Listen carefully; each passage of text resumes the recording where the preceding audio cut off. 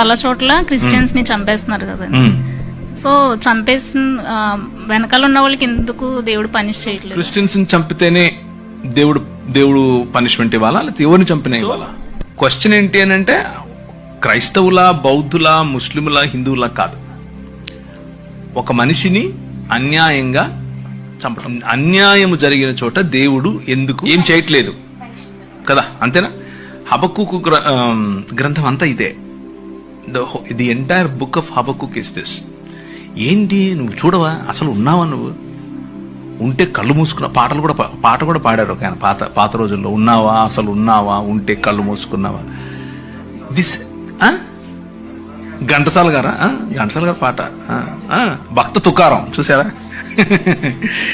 అందరు భక్తులకు ఇదే క్వశ్చన్, మీకొకరికే కాదు, ప్రపంచంలో ఉన్న అన్ని రకాల భక్తులకు ఇదే క్వశ్చన్. అయితే భక్తులు ఏం ఎక్స్పెక్ట్ చేస్తారంటే జరగంగానే ఆయన కత్తెత్తుకొని వచ్చేసి వేసేయాలనుకుంటారు. But God doesn't work like that. ఆయన అలా పనిచేయడు. ఆయన ఏమంటాడు అని అంటే నా ప్లాన్ ఒకటి ఉంది, నేను చేస్తున్నా. అప్పుడు హబక్కుకు కోపం వచ్చి దాన్ని ఏమంటారు, అలిగితాడు. అలిగి పై గోపురం ఎక్కి మఠం వేసుకొని కూర్చుంటాడు. నువ్వు చెప్పు నాకు ఇప్పుడు ఆన్సర్ అని.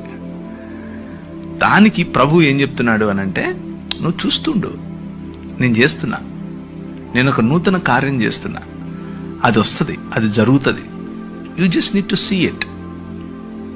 భక్తిహీనులు ఇలా అయిపోతే, భక్తిహీనులు అసలు భక్తి లేని వాళ్ళు మాకంటే తక్కువ నీతిపరులు వచ్చి మాకు బుద్ధి చెప్తారా అనేది ఆయన క్వశ్చన్. దానికి దేవుడు ఇచ్చేటటువంటి ఆన్సర్ ఏంటి అని అంటే, నువ్వు చాలా భక్తిపరుడు అని నువ్వు అనుకుంటున్నావు ఇశ్రాయేలు, యూదా, కానీ తూరు 2-3 సార్లు 4 సార్లు చేసిన తప్పు ఏదైతే ఉందో అది నీలో కూడా జరిగితే నిన్ను కూడా అలాగే పంపిస్తా. దమిష్కు 3 సార్లు 4 సార్లు చేసిన తప్పు ఏదైతే ఉందో అది నీలో ఉంటే నిన్ను కూడా అదే చేస్తా. హోషేయ గ్రంథం అంతా ఇదే.